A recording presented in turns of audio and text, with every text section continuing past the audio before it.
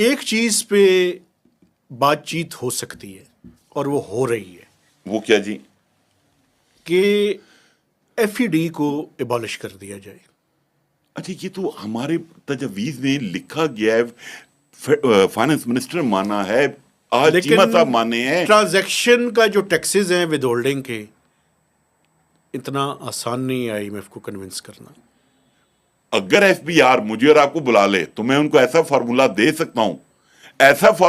سکتا ہوں کہ یہ آپ کی بھی بریکنگ نیوز ہوگی اور ایف بی آر کے لیے بھی ہوگی کہ آئی ایم ایف بھی مان جائے گا. اچھا ہاں یہ میں آپ کو آف دی ریکارڈ بتا دوں گا.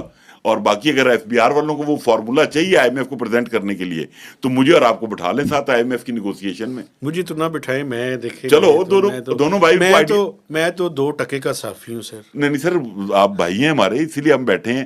تو کوشش ہے ملک کے لیے ہم بات کر رہے ہیں. آپ ضرور، لیکن میں ریکویسٹ کروں گا جی، اور میں آپ سے یہ بھی کمٹمنٹ کر رہا ہوں آن ریکارڈ، یہ پروگرام آپ ریکارڈنگ کے دوران بھی بتا رہا ہوں کہ یہ جو کلپ ہے یہ میں نکال کے specially chairman F B R کو، فائنانس منسٹر کو، ممبر آپریشن کو، ممبر پالیسی کو، سیکرٹری فائنانس کو، ان 4-5 بندوں کو میں خود بھجواؤں گا.